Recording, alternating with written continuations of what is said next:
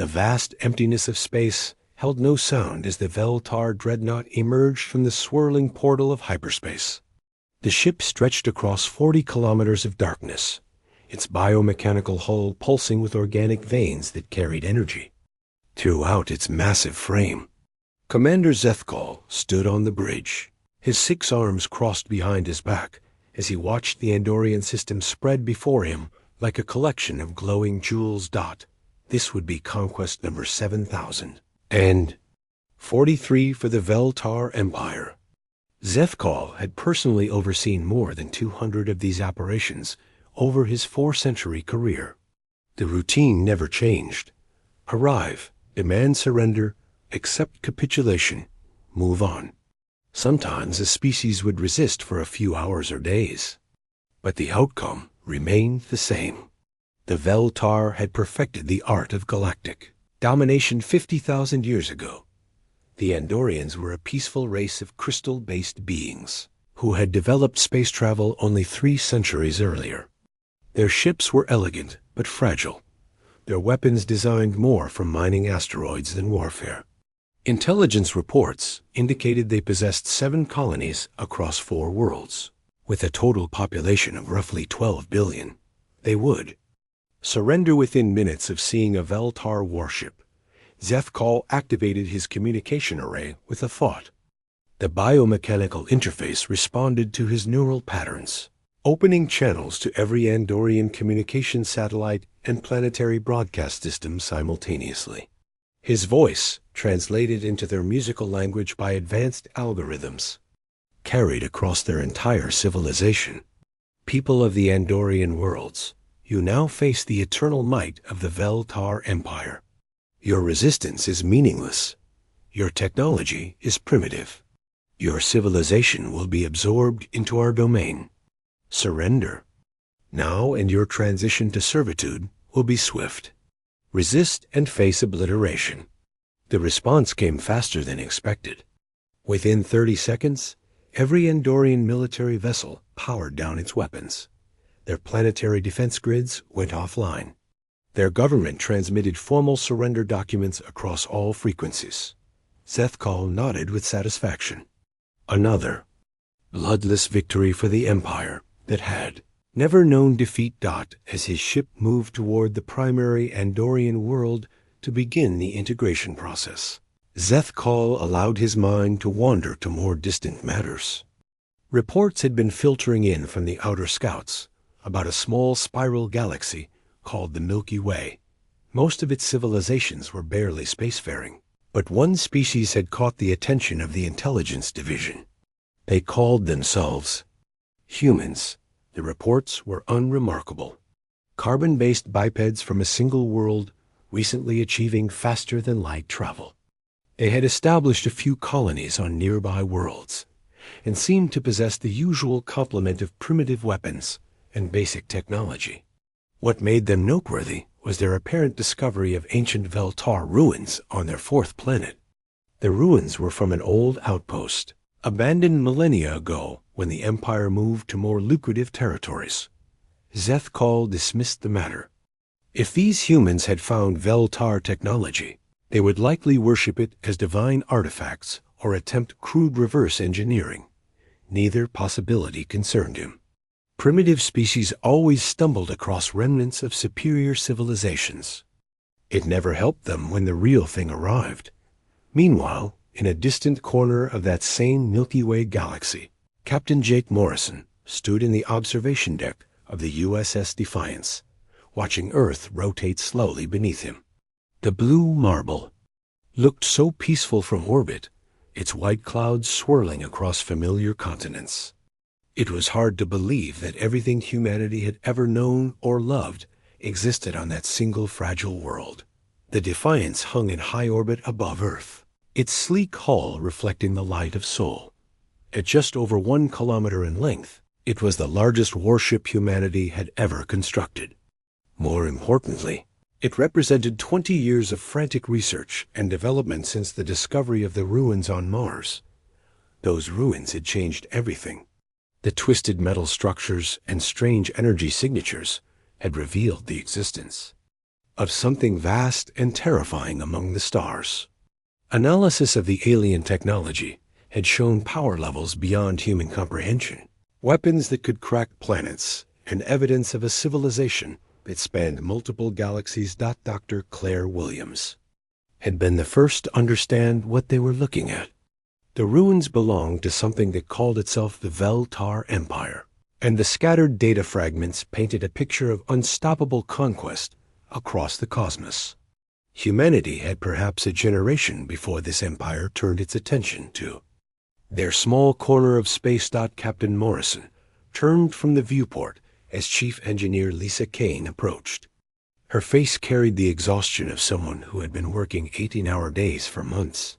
The dark circles under her eyes spoke of countless nights spent perfecting humanity's last hope for survival. The adaptive armor plating is online, Kane reported, her voice hoarse from fatigue. We've run every simulation we can think of. The metamaterial should be able to analyze and counter energy-based attacks in real time.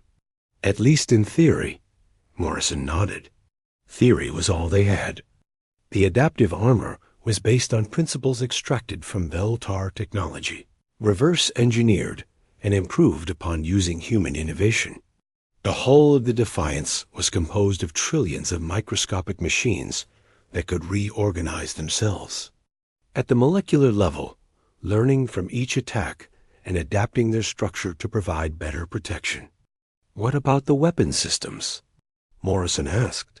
Kane's tired face showed a hint of pride. The railgun array can accelerate projectiles to 97% light speed using controlled gravity wells. The plasma torpedo system uses quantum entanglement for guidance, making them impossible to jam or intercept.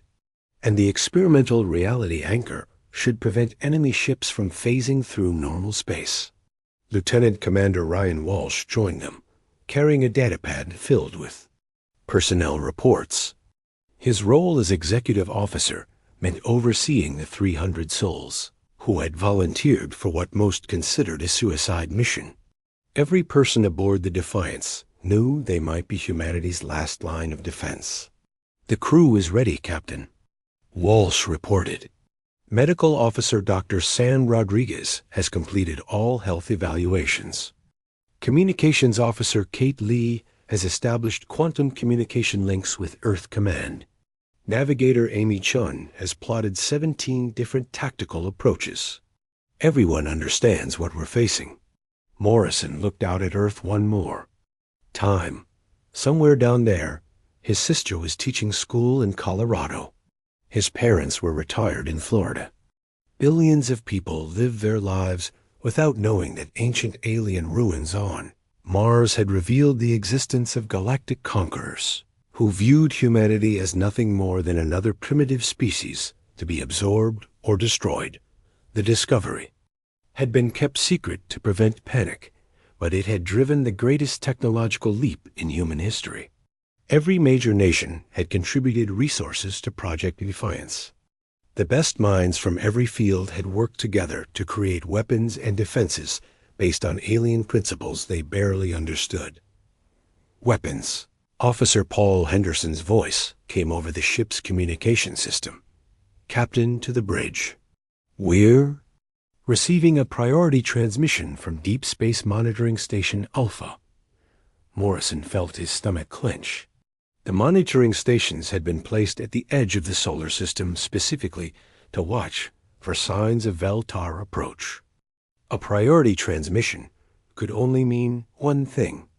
The bridge of the Defiance buzzed with controlled tension as Morrison took his command chair. The main view screen showed the calm face of Admiral Patricia Cross, commander of Earth's defensive forces. Her expression was carefully neutral, but Morrison could see the fear in her eyes. Captain Morrison, our deep space sensors have detected massive energy signatures approaching the outer system. The patterns match Veltar technology profiles from the Mars ruins. Estimated time of arrival is 6 hours. The bridge fell silent. 6 hours until first contact with an empire that had conquered 17 galaxies. 6 hours until humanity faced an enemy that had never known defeat. 6 hours until the USS Defiance would prove whether human ingenuity and determination could stand against impossible odds. Morrison looked around at his crew. These were the finest people humanity had to offer. Scientists, soldiers, engineers, and explorers who had volunteered to face the unknown. They represented the best of human nature: curiosity, courage, and a stubborn refusal to accept defeat. "Set course for the edge of the system," Morrison ordered. "All hands to battle stations. Send the message to Earth Command that we are proceeding. To intercept and activate the adaptive systems." As the Defiance turned away from Earth and accelerated toward the approaching darkness, Morrison thought about the ancient words carved into the Mars ruins. The translation had been incomplete, but one phrase had been clear: "Resistance is meaningless." The Veltar had used those words to break the spirit of countless civilizations across the cosmos. They had never tried to break humanity before. The darkness of space suddenly erupted with light as 17 massive shapes emerged from hyperspace at the edge of the solar system.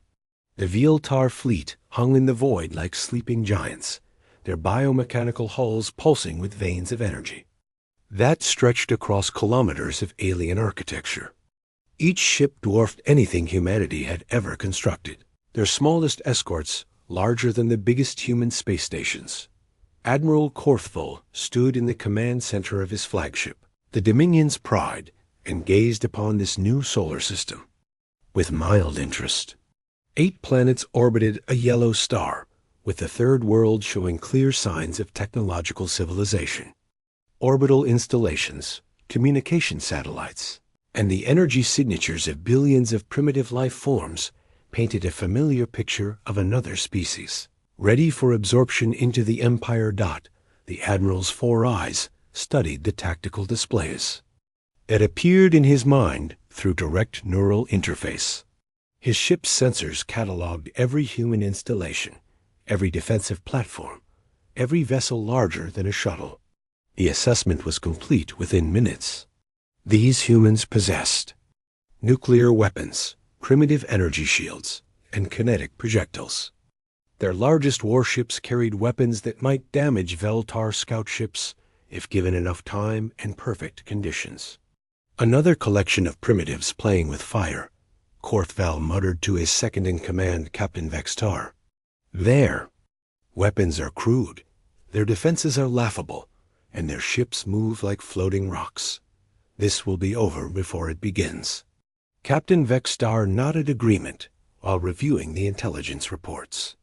The species appears to be carbon-based bipeds with short lifespans and limited technological development. They have achieved basic faster-than-light travel, but remain confined to their birth system. No evidence of significant military capability or advanced weapons research. Korthvul activated the fleet's communication array and prepared to broadcast the standard surrender command. In 50,000 years of conquest, only 3 species had ever refused immediate capitulation after witnessing Veltar fleet power. All 3 had been reduced to cosmic dust within hours of their foolish defiance. The transmission crossed space at faster-than-light speeds, reaching every human communication device simultaneously. Korthvul's voice, automatically translated into the dominant human languages, carried the weight of galactic authority. Primitive inhabitants of this system, you now face the eternal might of the Veltar Empire. We have conquered 17 galaxies and absorbed 10,000 species into our domain. Your resistance would be meaningless. Your weapons cannot harm us. Your defenses cannot stop us. Surrender immediately and accept absorption into our empire. You have 1 standard time unit to respond. The message reached Earth's communication centers within seconds. Emergency protocols activated across every government and military installation on the planet. In the deepest bunkers beneath Colorado, generals and politicians stared at screens, showing the massive alien fleet that had appeared at their doorstep like harbingers of the apocalypse. But the response did not come from Earth Dot at the edge of the solar system. The USS Defiance accelerated through space on an intercept course with the Veltar fleet. Captain Jake Morrison sat in his command chair, watching the alien ships grow larger on his main view screen. The mathematical impossibility of what he was about to attempt weighed heavily on his mind. But humanity had run out of options the moment those ships emerged from hyperspace. Communications. Officer Kate Lai looked up from her station with barely controlled fear in her voice. "Captain, I'm receiving the alien transmission on all frequencies. They're demanding our surrender and claiming to have conquered 17 galaxies." Morrison nodded grimly. The intelligence from the Mars ruins had suggested this level of power, but seeing it firsthand was different. The smallest Veltar escort ship was larger than the Defiance, and their flagship appeared to be the size of a small moon. Humanity was about to face an enemy that viewed them as insects. "Open a channel to the alien fleet," Morrison ordered. "All frequencies, maximum power."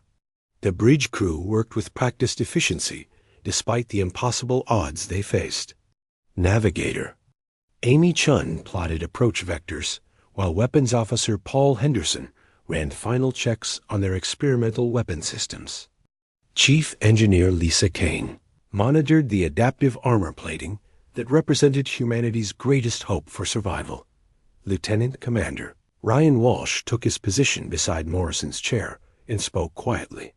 "Sir, we're outnumbered 17 to 1 by ships that individually outgun us by factors we can't calculate. Are you certain about this approach?" Morrison looked at his executive officer and friend. "Ryan, 20 years ago, we found ruins on Mars that told us something like this was coming. Every scientist, every engineer, every brilliant person on Earth has worked toward this moment. We either prove that human ingenuity means something in this universe, or we buy Earth enough time to prepare better defenses." The communication channel opened, broadcasting Morrison's voice across space to the Veltar fleet. His words were calm and steady, carrying no hint of the fear that gripped every human heart in the solar system. "Veltar fleet, this is Captain Jake Morrison of the United. Earth ship Defiance. We have received your surrender demand and must respectfully decline. Humanity claims this system under the laws of space and the rights of indigenous species. We request that you withdraw from our territory." On the bridge of the Dominion's Pride, Admiral Korthval stared at his communication console in genuine confusion. A single small ship was approaching his fleet, and its commander had just refused surrender. In 50 millennia of conquest, such audacity was unprecedented. "Are you certain the translation was correct?" Korthval asked his communication officer. "Verified. Through multiple linguistic analysis protocols, Admiral. The primitive actually believes it can negotiate with us." Captain Vexstar studied the approaching human vessel through long-range sensors. "Admiral, the ship appears to be alone.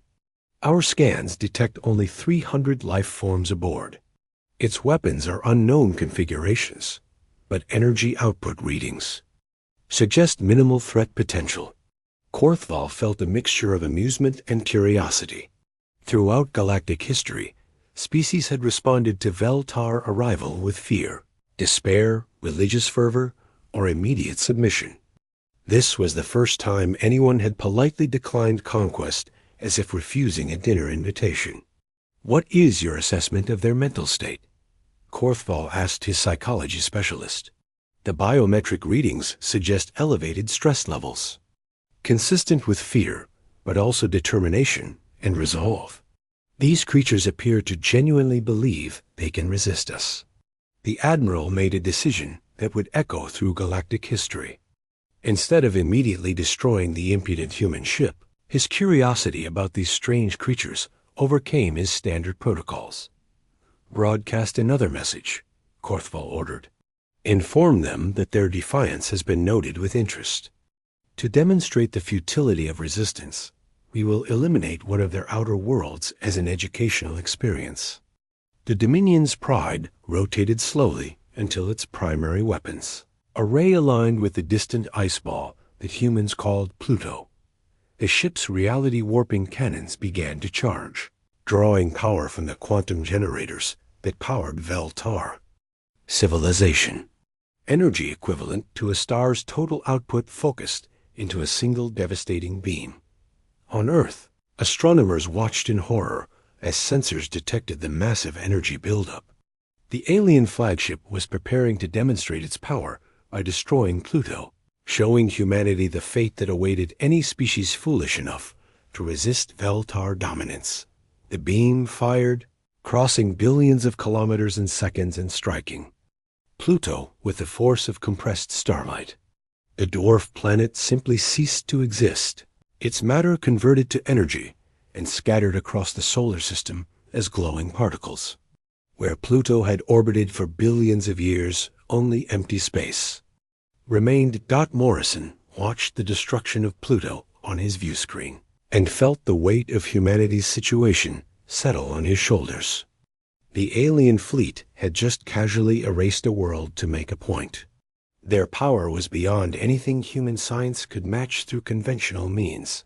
But the Defiance was not a conventional ship. "All hands, this is the captain," Morrison announced. Over the ship's communication system, "You have just witnessed the destruction of Pluto. Our enemy possesses weapons that can destroy worlds with casual ease. They have conquered 17 galaxies and view us as primitive insects. But we are not insects. We are human beings, and we refuse to accept defeat." Chief Engineer Kane's voice came over the intercom from the engine room. "Captain, all adaptive. Systems are online and learning protocols are active. We're as ready as we'll ever be." The USS Defiance continued its approach toward the Veltar fleet, a single small ship carrying the hopes and dreams of an entire species. Behind them, Earth waited in silence. Ahead of them, 17 galaxy-conquering warships prepared to add humanity to their long list of absorbed civilizations. Admiral Korthval opened communications one final time. "Humans, you have seen our power demonstrated. Your outer world no longer exists. Surrender now or face the same fate." Morrison's response came without hesitation.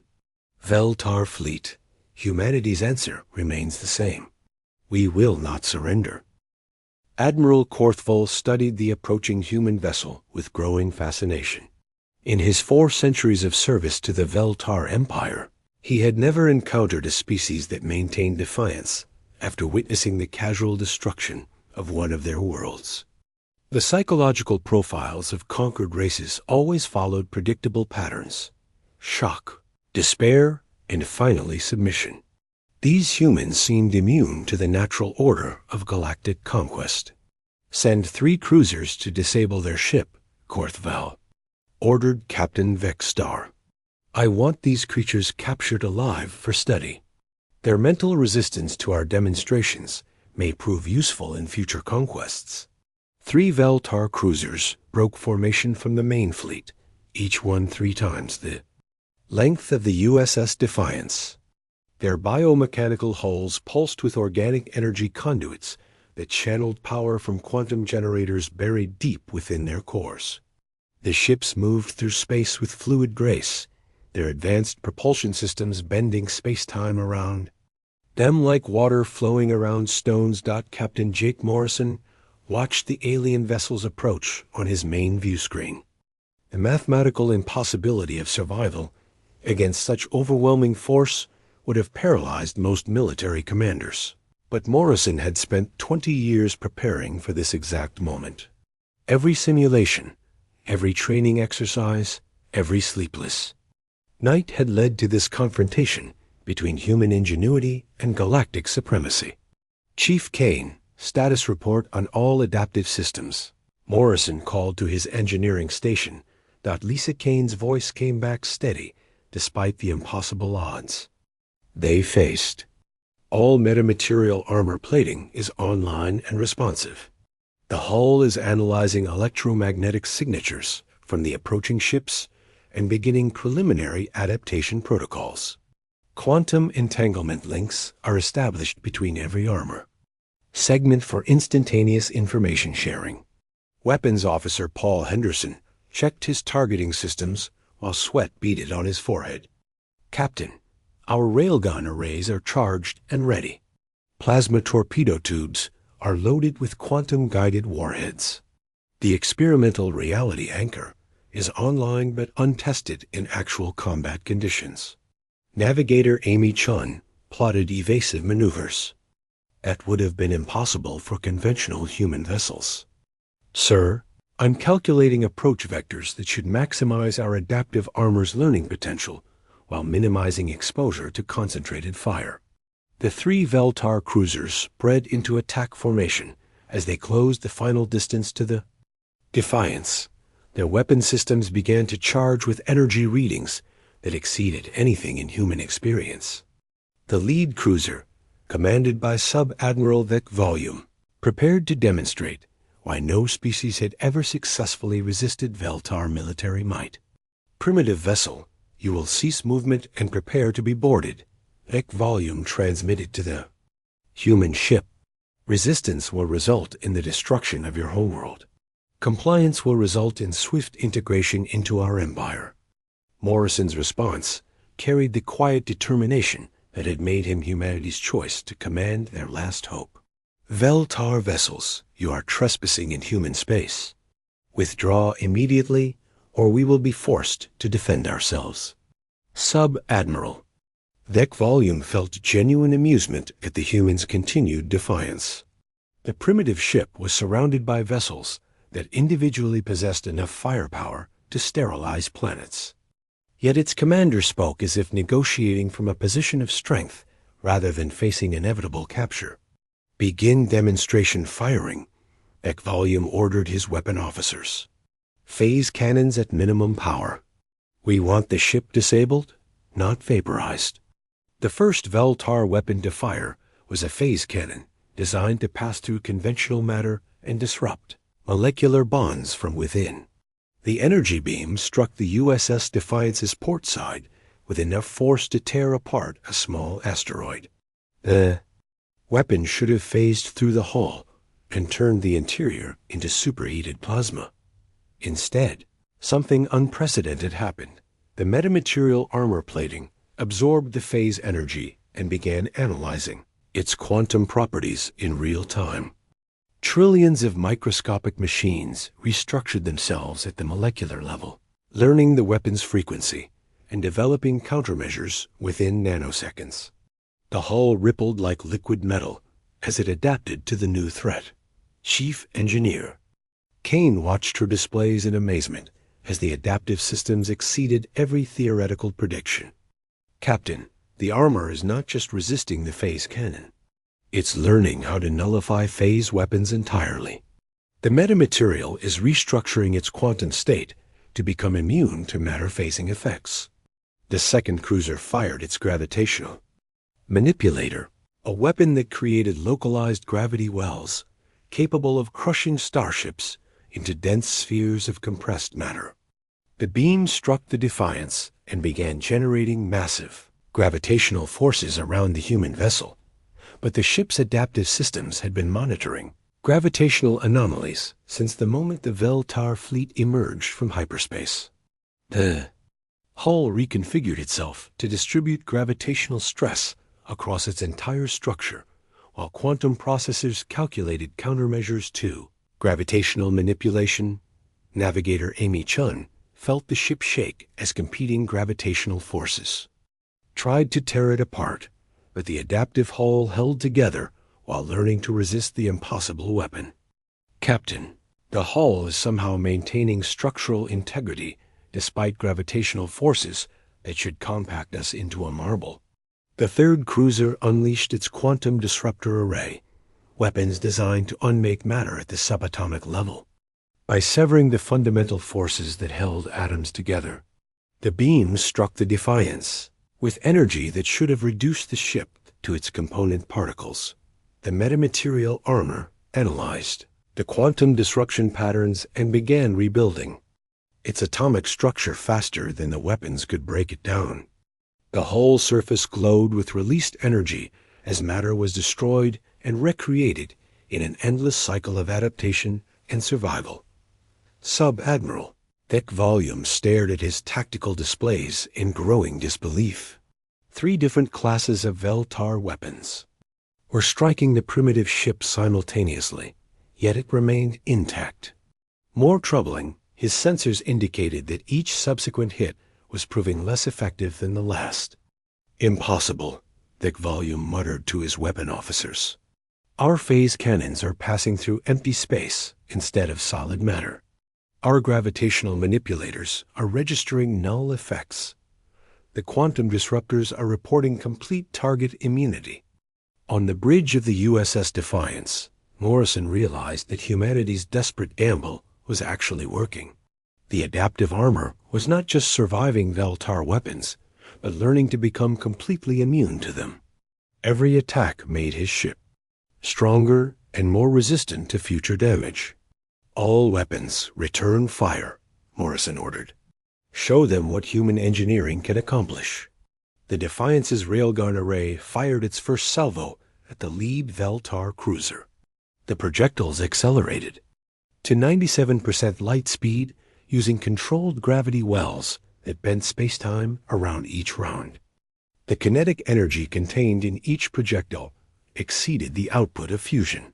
Sub-Admiral Thick Volume watched the primitive kinetic weapons approach his ship and felt confident in his vessel's defensive capabilities. Veltar energy shields had deflected every known form of attack for 50,000 years. Simple metal projectiles posed no threat to technology that could manipulate the fundamental forces of reality. The railgun rounds struck the cruiser's shields and punched through them like bullets through paper. The shields were designed to deflect energy weapons and exotic matter, but simple kinetic projectiles moving at near light speed overwhelmed their defensive matrices through pure momentum transfer. The projectiles tore through the cruiser's biomechanical hull, creating massive breaches that vented atmosphere and organic fluids into space. Emergency systems struggled to seal the damage, while Vekval stared in shock at readings that showed actual structural damage to his supposedly invulnerable vessel. Shields are failing, his defensive coordinator reported with barely controlled panic. The primitive kinetic weapons are somehow bypassing our energy barriers. Hull breaches on 7 decks. Organic regeneration systems are overwhelmed. The USS Defiance launched its second attack before the Veltar could recover. Plasma torpedoes guided by quantum entanglement streaked toward the 3 cruisers, their guidance systems immune to conventional jamming or interception. The torpedoes phased in and out of normal space using principles derived from studying the Mars ruins. The plasma warheads detonated against Veltar, hulls with temperatures exceeding stellar cores. The biomechanical armor that had protected the Empire's ships for millennia began to burn and melt under the intense heat. Secondary explosions rippled through the alien vessels as their own power systems overloaded from the thermal shock. Sub-Admiral Thick Volume felt his ship shudder as plasma. Fire consumed entire sections of his hull. Damage reports flooded his neural interfaces, while his crew struggled to comprehend what was happening. The primitive humans were not just surviving Veltar weapons, but inflicting real damage in return. All ships concentrate fire on the human vessel. Thick Volume ordered desperately. Maximum power to all weapon systems. Destroy that ship before it can adapt further. But it was already too late. The news of the impossible battle spread through both fleets like electric current through metal wire. On the bridge of the Dominion's Pride, Admiral Korthful watched his tactical displays with the growing horror of someone witnessing the collapse of everything he had believed about the universe. 3 Veltar cruisers hung in space as burning wrecks, while a single primitive human vessel continued to accelerate away from the battle zone. Report, Korthful demanded of his intelligence officer, his four eyes fixed on the impossible readings flowing across his neural interface. Admiral, the human vessel has achieved complete immunity to phase weapons, gravitational manipulation, and quantum disruption arrays. Our ships are registering zero effectiveness against their adaptive hull material. Meanwhile, their kinetic weapons and plasma systems are causing severe structural damage to our vessels. Captain Vextar studied the tactical analysis with the expression of someone watching their fundamental understanding of reality crumble. Sir, this contradicts 50,000 years of military doctrine. No species has ever adapted to our weapons. No primitive technology has ever penetrated our defenses. This should not be possible. Korthval activated his communication array and broadcast to every ship in his fleet. All vessels, prepare for full engagement. Surround the human ship and concentrate all firepower on its position. Whatever these creatures have done to their vessel, it cannot possibly withstand the combined might of our entire armada. Throughout the Veltar fleet, crews that had never experienced defeat in countless campaigns struggled to process what they had witnessed. The burning cruisers served as visible proof that their empire's invincibility was not absolute. Some crew members experienced psychological breakdowns as their worldview shattered. Others retreated into denial, insisting that the human success was temporary luck that would soon be corrected. But on every ship, weapons officers charged their most powerful systems, while defensive coordinators reinforced shield generators. The full might of 17 galaxy-conquering warships would descend upon a single human vessel like the wrath of angry gods. Captain Jake Morrison stood on the bridge of the USS Defiance and watched the alien fleet begin its approach. The mathematical impossibility of their situation had not changed. They still faced overwhelming odds against an enemy whose individual ships outgunned them by orders of magnitude. But something fundamental had shifted in the balance of power. Chief Kane, status on all adaptive systems, Morrison called to his engineering station. Lisa Kane's voice carried excitement mixed with exhaustion as she reported from the engine room.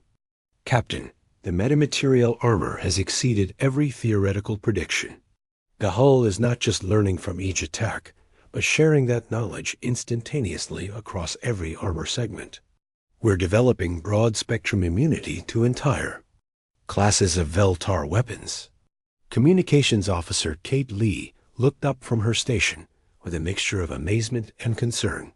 Sir, I'm intercepting Veltar transmissions across all their fleet frequencies. Their crew communications show widespread confusion and fear. Some of their ships are reporting equipment malfunctions and psychological casualties among their personnel. Morrison nodded grimly.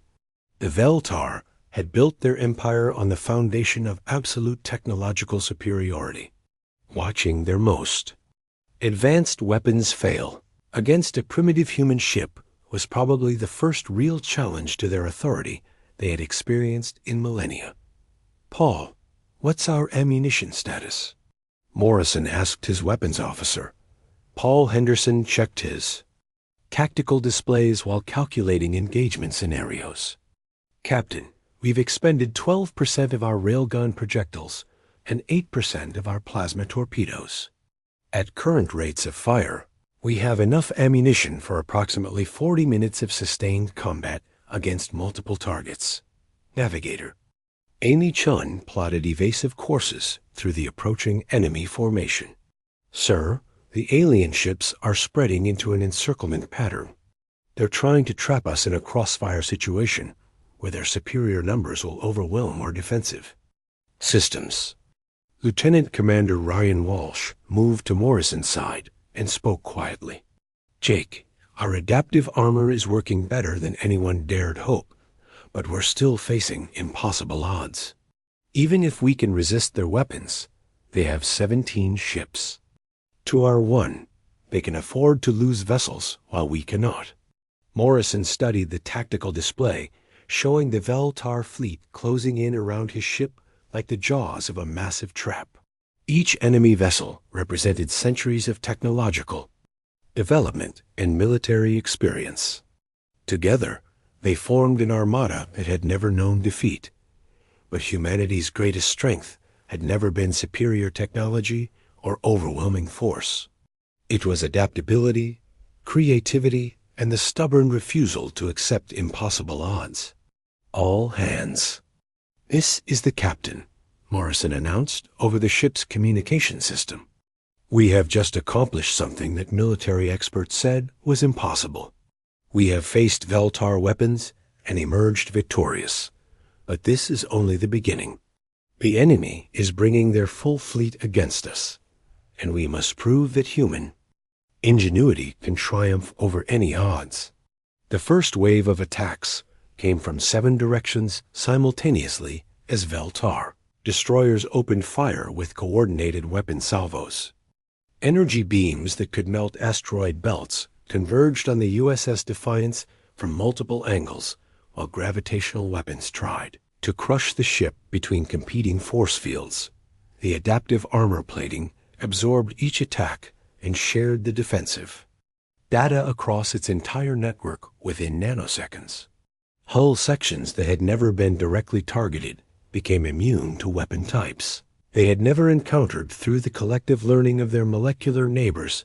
Medical Officer Dr. Sam Rodriguez monitored his crew's vital signs from the medical bay while watching the impossible battle unfold on his screens. "Captain, crew stress levels are elevated but manageable. No injuries reported from the gravitational attacks. The adaptive systems are protecting us better than our most optimistic projections suggested." The USS Defiance struck back with a coordinated assault that demonstrated the evolution of human tactical thinking. Railgun projectiles fired in carefully calculated patterns to overwhelm Veltar defensive shields, while plasma torpedoes targeted structural weak points identified by the ship's advanced sensor arrays. The first Veltar destroyer to fall was the Endless Conquest, a vessel that had participated in the subjugation of 47 different species across 12 galaxies. Its commander, Captain Zethron, watched in disbelief as human kinetic weapons tore through shields that had deflected the desperate attacks of countless conquered worlds. "Impossible," Zethron whispered as his ship's biomechanical hull began to rupture under the kinetic assault. "We are the Veltar. We are eternal. We cannot be defeated by primitives." The Endless Conquest exploded in a brilliant flash of released energy as its quantum generators overloaded. Debris scattered across space, while the remaining Veltar ships struggled to comprehend the loss of another vessel to human weapons. But the USS Defiance paid a price for its victories. The constant adaptation and combat maneuvering was pushing the ship's systems beyond their design limits. Chief Engineer Kane reported increasing stress on the hull structure, while energy reserves dropped with each defensive adaptation. "Captain, we're burning through power at an unsustainable rate," Kane transmitted from the engine room. "The adaptive systems require enormous energy to maintain their learning protocols. We can continue this level of performance for maybe 20 more minutes before we risk system failures." Morrison realized that humanity's technological advantage was also its weakness. The adaptive armor that made them immune to Veltar weapons required massive computational power and energy reserves. They were winning each individual engagement, but losing the war of attrition. The second wave of Veltar attacks came from the remaining fleet units, their commanders now fully committed to destroying the human ship regardless of cost. Energy. Weapons that had cracked planets focused their combined power on the single vessel that dared to resist, Galactic Authority. But something unexpected happened as the USS Defiance continued to adapt and learn.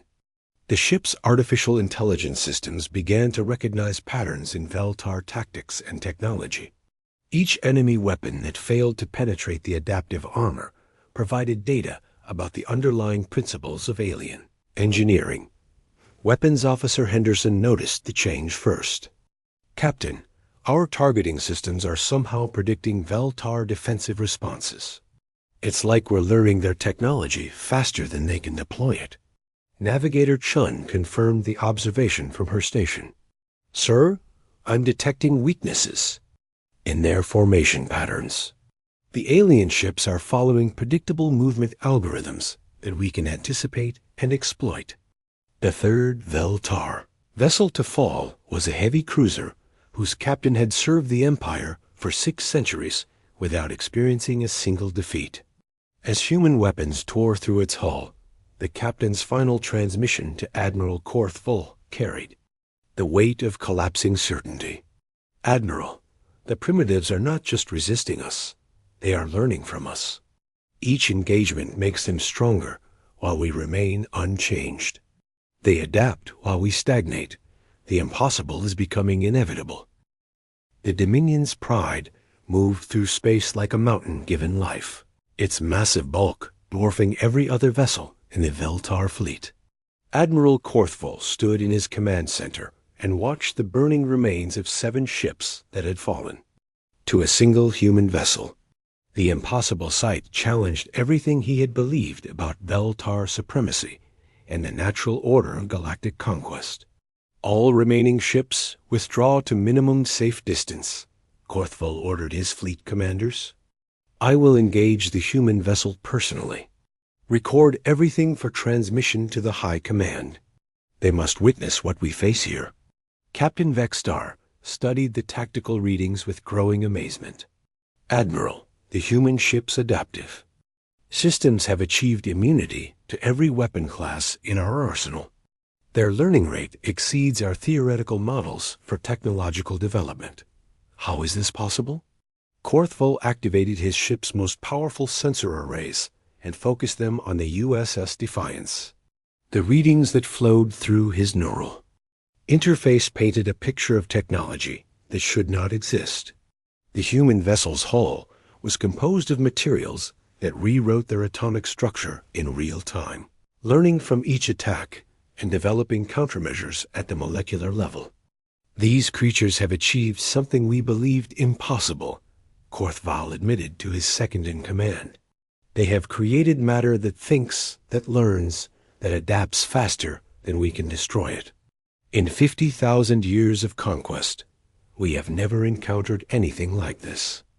The Admiral opened a communication channel to the human ship, his voice carrying a mixture of respect and curiosity that no Veltar commander had ever directed toward a primitive species. Human captain, you have accomplished the impossible.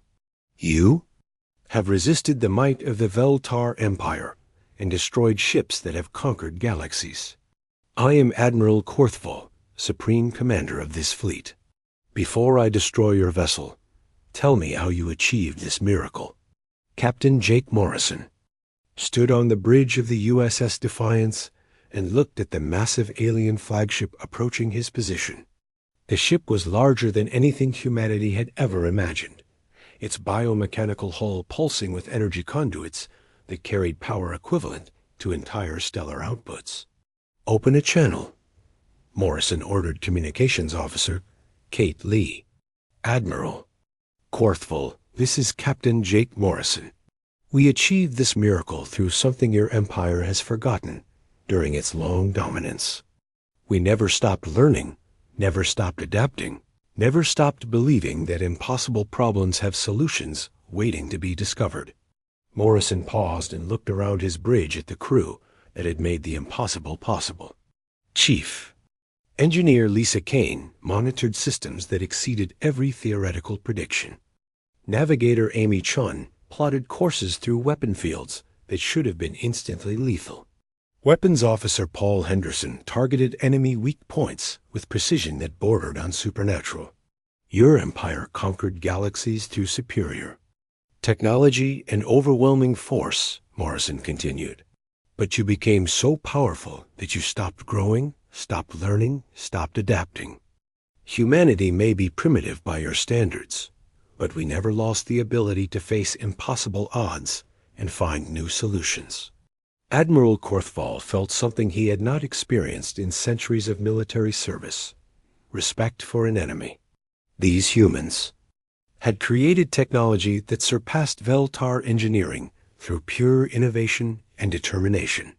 They had proven that adaptation could triumph over stagnation, that creativity could overcome brute force. "Your species intrigues me, human captain," Korthvold transmitted, "but curiosity will not save you from what comes next. My flagship carries weapons that can crack planets and shields that have never been penetrated. Your adaptive armor cannot. Learn from attacks that completely destroy you." The Dominion's Pride began charging its primary weapon array, drawing power from quantum generators that tap directly into the zero-point energy of space itself. The ship's reality-warping cannons, prepared to unleash forces that could unmake matter at the subatomic level and tear holes in the fabric of space-time itself. Morrison watched the energy readings climb beyond anything his ship had previously faced and realized that this final battle would test the limits of human innovation. The adaptive armor had learned to counter every Veltar weapon it had encountered, but the flagship's primary systems operated on power levels that might overwhelm any defense. "All hands, prepare for maximum defensive measures," Morrison announced. Over the ship's communication system. "This is what we trained for, what we built our ship to survive. Today we prove that human determination can face any challenge the universe presents." Chief Engineer Kane's voice came from the engine room with barely controlled excitement. "Captain, the adaptive systems are detecting quantum fluctuations from the alien flagship. The hull is already beginning preliminary adaptations based on energy signature analysis. We might actually survive this." The Dominion's Pride fired its main weapons, unleashing energies that warped space itself around the attacking beams.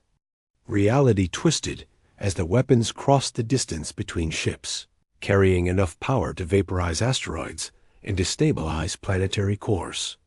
The USS Defiance disappeared in a sphere of released energy as forces beyond human comprehension struck its adaptive hull. For long seconds, sensors could not penetrate the energy storm that surrounded the human vessel. Both fleets waited in silence for the light to fade and reveal the battle's outcome. When the energy dissipated, the USS Defiance still hung in space, its hull glowing with absorbed power but intact. The adaptive armor had learned to distribute and redirect the massive energy input, spreading the attack's force across the ship's entire structure while converting excess energy into usable power for its own systems. "Admiral," Korthvold stared at his displays in wonder. No ship had ever survived a direct impact from his flagship's primary weapons. The human vessel had not just endured the attack, but seemed to have grown stronger from the experience. "Impossible readings, Admiral," his tactical officer reported, with awe in his voice. The human ship absorbed the quantum disruption energy and used it to strengthen its defensive matrix. Their hull is now 40% more resistant to energy weapons than before our attack. Morrison felt his ship shake as it adapted to energies that should have destroyed it completely. The metamaterial armor had reached new levels of sophistication, learning to convert attacking forces into defensive strength.